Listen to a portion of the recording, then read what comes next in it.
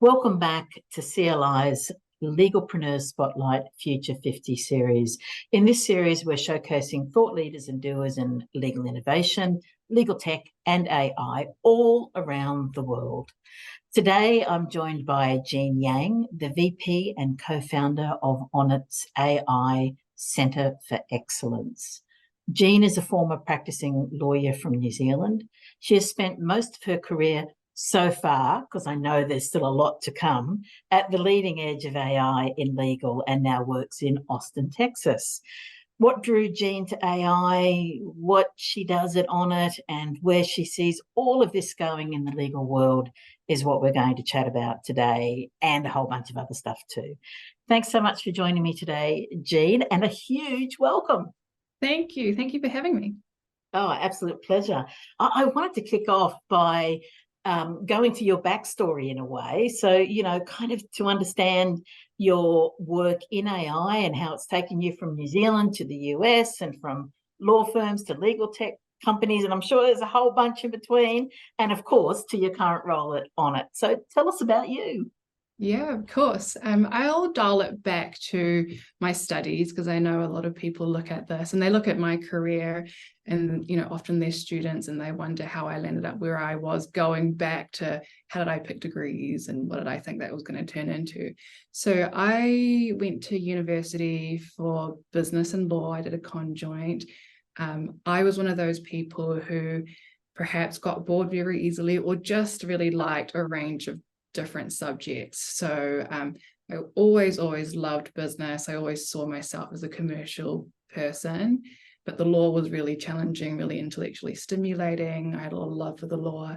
And then in terms of my work, I'd always worked in tech companies. So I'd spent 6 years in telecommunications prior to the law. I'd worked at Microsoft, so I got a taste of big tech. And so I always wanted to know how was I going to bring it all together. I ended up working in litigation at a, classic large law firm. And whilst I was working, I had some real frustrations with sort of inefficiencies, with just things being done in ways that I just thought, geez, there ought to be some tech that can help me do this and do this a lot faster. And from a customer perspective, our clients are going to be getting a lot more value for my time. And so that frustration eventually accumulated in me just developing my own little solutions to try and automate myself. And I think to the credit of the partners I worked with, when I shared these little sort of widgets and findings, they were really interested in how we could span that out to other people in the team and other parts of the practice. So that was really great. And what that kind of led me into was the firm spun out a venture called McCarthy Finch. I went over to help build that business from the ground up, from its sort of early baby days. And really the mandate was to go out there and investigate how AI was going to disrupt or impact legal, if at all. And this was 7 years ago. So I've been doing AI for legal for the last 7 years. We really had no idea. We assembled just the best data scientists and PhDs we could find. We partnered that with the law firm's expertise, and we just threw AI at everything. All sorts of use cases, from contracting to litigation to answering legal Q&A through to court case classification. And through all of that experimentation, we got a real feel for where the technology was at, where the market was at. We built McCarthy Finch into a business, and then that was acquired by Onit. And now, here I am at the Centre of Excellence. Fantastic, which is a great segue to the next thing that I wanted to ask you, which is about the Centre of Excellence. What do you do? And I guess the other part of that has got to be why and how at the centre. Yeah, so what is an AI Centre of Excellence? You can think of us as the AI hub or innovation center for all of Onit. So Onit is a legal tech provider. They provide legal tech to legal teams across a span of areas, from contract lifecycle management to e-billing to matter management. All of that they touch. And so we're really here to build AI solutions that are going to power and enrich those use cases and help customers get more value out of those solutions. So in the AI Centre, we are a coming together of technologists. So you've got our PhDs and natural language processing guys and AI, girls and guys who are really into that space, but we couple them up with lawyers, ex-legal ops professionals, people who really understand the legal space. So we do everything from the R&D, like experimenting and tinkering with models and ideas, through to validating that and making sure it's really like fit for legal, through to rolling this out for customers and side products. So it's a really fun space. I really love what you talked about, going from New Zealand to the US. What's been really fun is sort of having access through Onit to, the largest legal market, clients who are small, through to clients who spend billions a year in legal spend and have global teams, and helping them all grapple with AI. But it must be fascinating to be working in such a multidisciplinary and collaborative team as well. And I'm guessing from what you're saying, you see that as absolutely critical to what you do. Yes, yeah, absolutely critical. It is really awesome because we always talk about diversity in workplaces and wanting more diversity, in legal, in corporate, in tech. I think all spaces have their sort of diversity challenges. And one of the big things is like cognitive diversity, right? Like people who approach problems from different angles. So we have the lawyers who tend to approach things from a particular way, might sometimes be a little risk adverse. And then we have like the technologists who approach things in another way. And, like sometimes it's hard. You have more robust conversations. You have to like figure out everyone's different working style and communication styles. But we also get to solutions that other people just couldn't. Like this stuff couldn't be built by a bunch of lawyers, and it also couldn't have been built by a bunch of, techies. You just wouldn't get something useful and valuable. Yeah, absolutely. I wanted to pick up on the work that the centre does, because it is kind of across the whole legal ecosystem, and to ask you at the moment, are you seeing any trends that are emerging, or are you seeing almost trends that need to emerge but aren't yet emerging in terms of the AI uptake in particular in legal? Yeah, well, it's late 2023 at the moment, so you can't talk about this without mentioning GPT and generative AI being just the topic of the moment, and it will be the topic for a while in the AI space. So, I've been doing AI for the last 7 years, so I have watched and ridden the hype cycle many times. I have fallen down the trough of disillusionment and crawled my way back out. And one thing about generative AI is there is a ton of hype, but in a lot of ways, the hype is justified. This technology is surprising people and has been surpassing a lot of people's expectations around its capabilities. Now, at the same time, it's got challenges, it's got limitations, and those things have also surprised people, but that's part of kind of the learning curve and, this phase of everyone trying and everyone experimenting with the technology. But when it comes to legal, so my experience with legal is that, a lot of the generalized AI out there isn't well purposed for legal comprehension. What we've seen from generative AI is it's passing the bar exam. It's passing the bar exam in the top 10%, right? It's also passing calculus tests, and it's also passing psychology exams. And it's just very, very generative in its abilities and super impressive in that ways. And so it is going to impact knowledge work for sure. How, still yet to see. So I think one of the trends is that, which is generalized AI that can transfer sort of intelligence across different domains and be useful across domains. And what you're seeing with that is people are coming up with all sorts of use cases, all sorts of ideas on how you can use AI in ways that we wouldn't have even bothered with before. I think the other trend is that, the paradigm has changed, right? So in the past, AI was one of those things that companies with a lot of budget, a lot of time, a lot of resource would bother with. And it would be very, very expensive and quite cumbersome, right, to get in.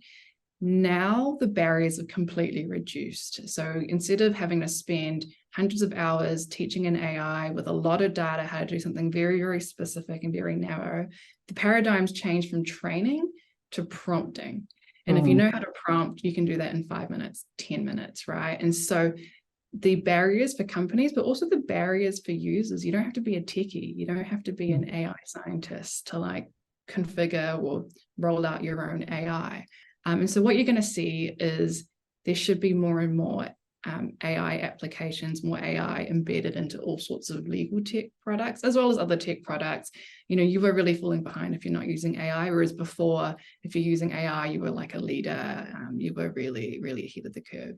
And then I think just the final one is the adoption trend is also really shifted, right? Like in the past, AI was something people talked about, not a lot of people had done or even dabbled with GPT, right? Overnight, I think in 2 months, it garnered 100 million users, became the fastest growing product of all time, surpassing TikTok. And so for the first time, you know, anyone from like your grandchild through to your boss has had a, you know, has dabbled with it, has interacted with it, knows what AI is about and what it could be. And when it comes to all of the really disruptive or game-changing technology innovations, if you think about electricity or personal computing, those all took about 20 years to reach 50% like mass adoption. And then it's only at that 50% mass adoption mark do you get like the really, like the substantial gains in productivity. And so this is interesting because it's had such fast adoption so quickly. And so I think the timeline is going to look very different for AI. You think a couple of factors in that adoption gene revolve around that it is just so user-friendly. To me, like a question and answer functionality is just really natural. But the other part for that is that it is increasingly easy to integrate or embed, I guess, into, I'm going to call them normal business processes and practices. Do you think they've been key? Are there other things that you think have been key about that? I definitely think that the fact that companies can kind of ride on, you know, stand on the shoulders of your OpenAIs, your Googles, you know, whoever else is in the generative AI race. And because it's got the generalized, you know, capability, yeah, you can just embed it in through an API, make it a part of your existing workflow. And also it can be done in an invisible way, right? So, you know, a user doesn't need to know that they're actually using AI to get this thing done or to fill in this form.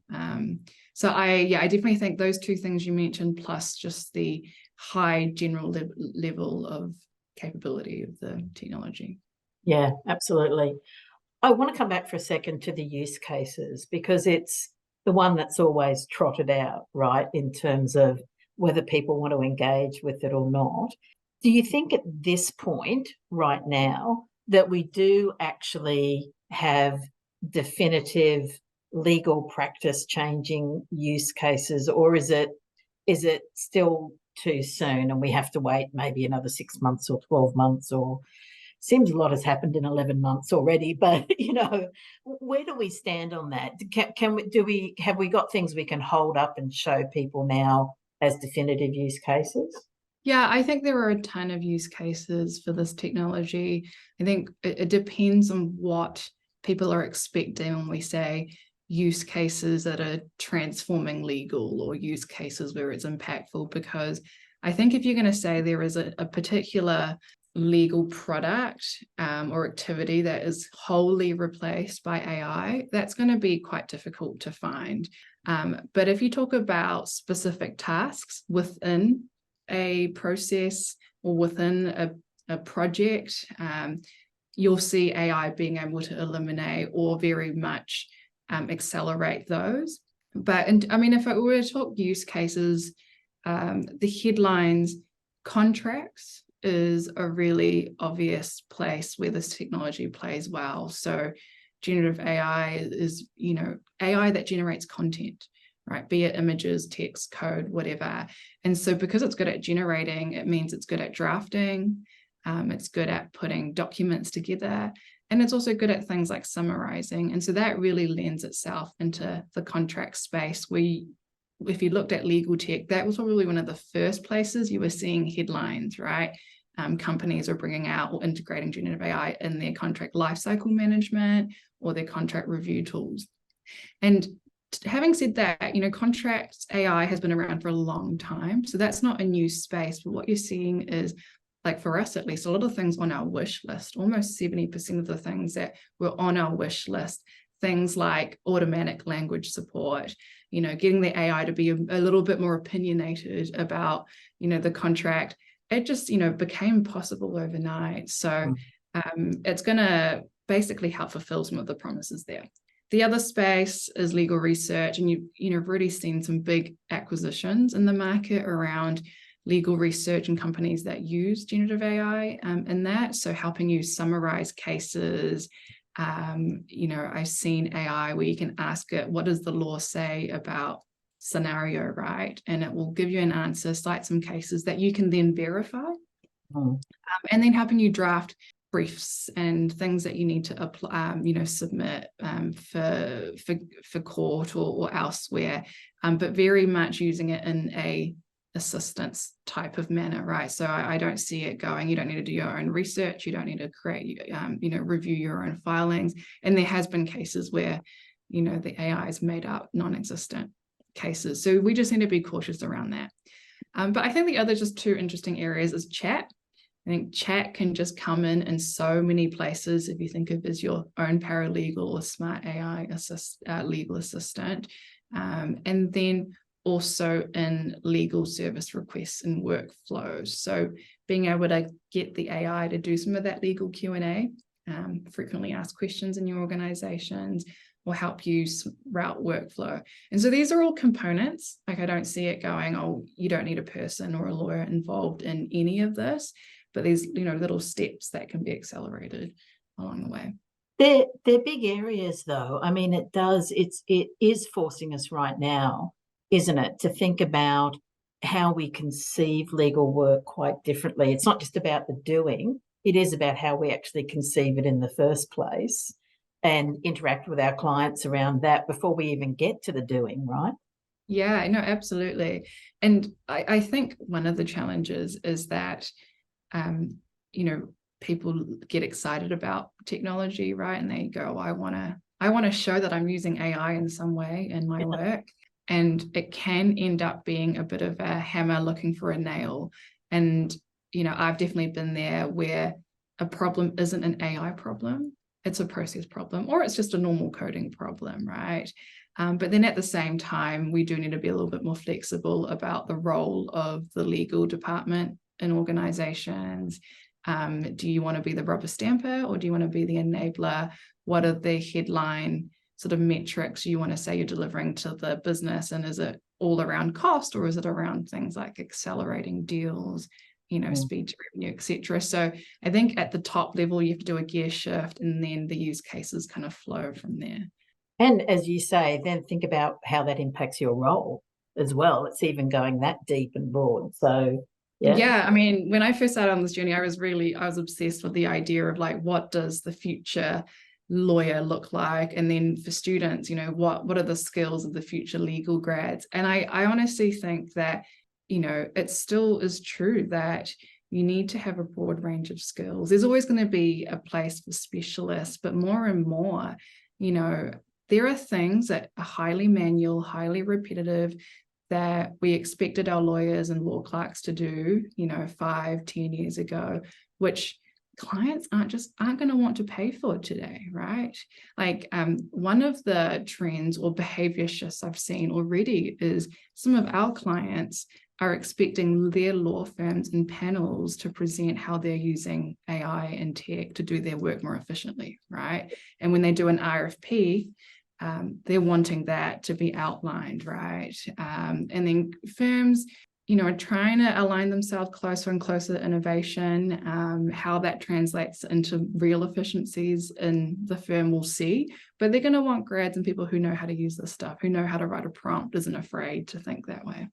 And as you say, clients are are going to be even more skilled in all of this themselves. So they're not going to put up with the innovation washing or tech washing in those RFPs, are they?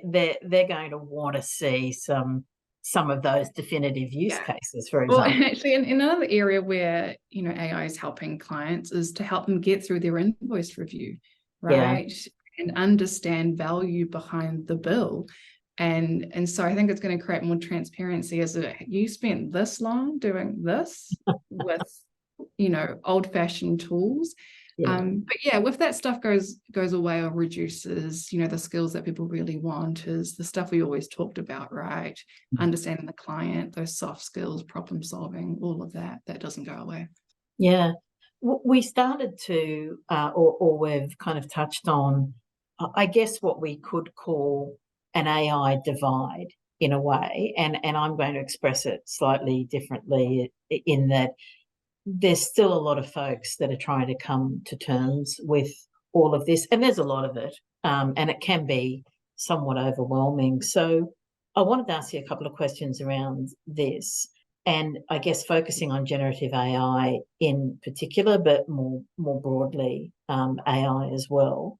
What's your experience with where this sits in terms of understanding knowledge and application broadly through the work that you're doing at the centre? Are we still the majority in laggards, or are we seeing kind of a continuum of change? I'm thinking about the adoption cycle here and how that's kind of matching the change in AI as well. What are you folks finding at the centre with that one? I know it's a hard question to answer. Yeah.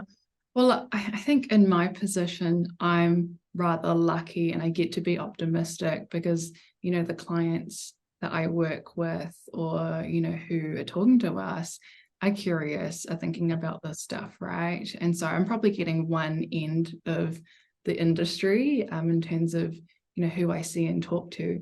But having said that, even within that, not everyone's ready for AI. And I think the optimistic for me piece is that people are learning.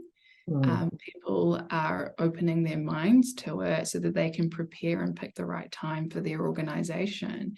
And I wouldn't say diving into it head first when everyone else is diving into it is necessarily the right approach, in the first place.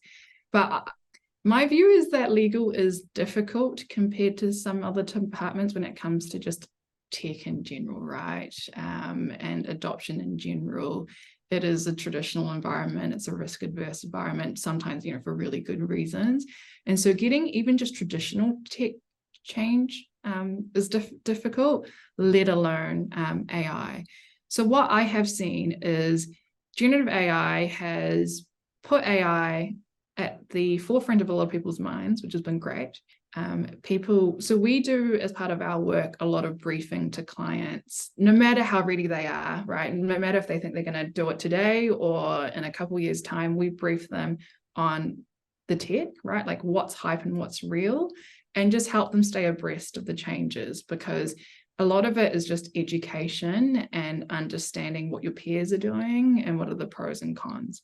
But I've had a lot of those conversations this year, which has been really, really great. And then I think on the other side, we've just got customers who've come in who want to be directing the roadmap. They have use cases that have been in their back pocket for years and years and years, things that they've wanted to implement change on. They just haven't been able to, and they see the tech as an opportunity. And that has also been just a lot of fun and really exciting. So it sounds like, and that was kind of the second thing I wanted to ask you, it sounds like you're really kind of almost looking at where your clients are at and then supporting them with their journey accordingly. So you're almost customizing your approach in a way. Is that a fair comment? Yeah, absolutely. And I think the nice thing about, coming at it from Onit is that, because we can help clients from so many entry points, right? Maybe you want to start with your contract space first, have some wins there, or you want to start in e-billing, right? And have some wins there, or you're doing something really transformational and you want to have a consistent strategic approach, and we can do all of it. Or you just want to, use a really small use case on AI and, you know, understand it better. And we're able to help you in all those sorts of ways. I definitely don't think there's a one size fits all sort of approach. And it depends on what the priorities are for the organization and the legal department.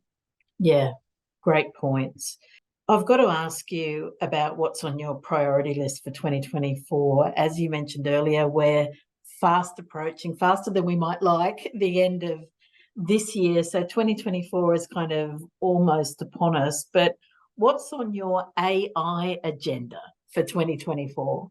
So thematically, the things that we're thinking a lot about, one is chat. I think chat is just such a crucial and interesting entry point to engage with AI for all sorts of users. So chat, but not just in contracts. We just recently released a thing called contracts chat, but we want to be able to let you chat everything, right? Like chat with your matters, chat with your spend, get chat to build you graphs. So chat thematically is a big one across all the different spaces. Workflow is the other one, and sort of smart AI assistance. And that's quite broad. It's from, using AI to escalate and create, smart escalation routes or workflows, but also just things that happen in the background that are, sometimes invisible, like removing form filling, removing clicks, removing all those things that are manual and creating friction to getting lawyers or other users from using the tech. Sounds like stealth AI solutions. I love them. You don't even know they're there and you're using them, and wow, there you go. Yeah. Well, there's, it's really interesting talking to people who are going, oh, like this is new and this is a little uncomfortable. And then we go, well, there's a ton of technologies that you're using every day right now that is using AI, but they don't call it AI. And so I definitely think there's a tendency to want to go out and say you're doing the most like groundbreaking AI as an AI that's touching more of the legal work. And that is really interesting. And I think that it will really help us with things like access to justice, while managing, watching things like quality. But actually, some of the most useful AI is in the really mundane stuff, like enhancing data quality, removing form filling, etc. Yeah, absolutely. Jean, congrats on the work that you're doing at the centre. It's amazing. You've been doing amazing work for a very long time in this space. So it's just been an absolute delight to be able to speak with you. And I look forward to this being the first of many conversations to come. Thank you so much. Thank you, Terry, and thank you for letting me share a little bit. Thanks, Jean.